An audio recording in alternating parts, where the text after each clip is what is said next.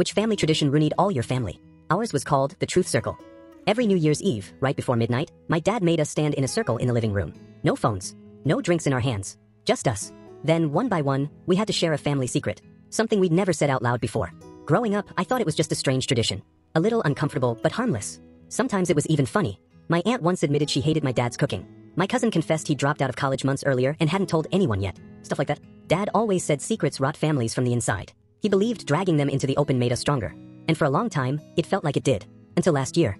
Last year, the circle felt different from the start. My parents had been tense for months. Lots of whispered arguments. Doors closing quietly.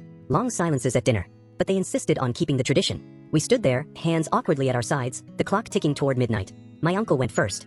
Harmless confession. My sister went next. She admitted she was planning to move out of state. My dad nodded like this was exactly why he loved this ritual. Then it was my mom's turn. She didn't hesitate, didn't laugh nervously, didn't look at the floor. She looked straight at me and said, "You're not your father's son."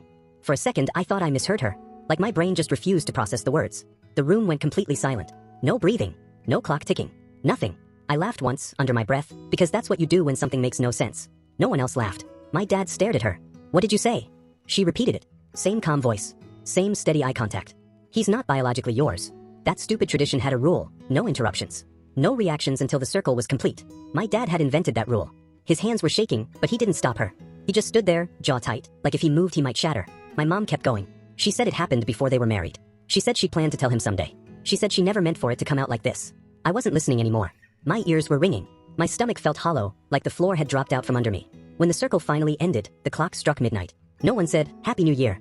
My dad walked out of the room without a word, just grabbed his coat and left. We didn't see him for 2 days. When he came back, everything was different. He didn't look at me the same. Not angry. Worse. Distant. Like he was studying a stranger who happened to live in his house. He asked for a DNA test. I agreed. I don't even remember deciding. It felt automatic, like my life was already out of my control. The test confirmed it. He wasn't my biological father. He said he still loved me. He really did. I believe that. But love doesn't erase shock. Or betrayal. Or the way your entire history suddenly feels fake. My parents tried therapy. Tried talking it through. But something had broken that night. Not just their marriage. The idea of who we were as a family. My dad moved out 3 months later. My mom and I barely talk now.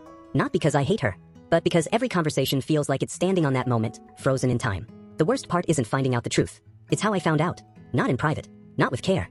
But as a ritual. As a tradition. As something meant to be shared like a toast. We don't do the truth circle anymore. No one suggested it. We all just knew. Because some secrets don't rot families by staying hidden. Some destroy them the moment they're forced into the open.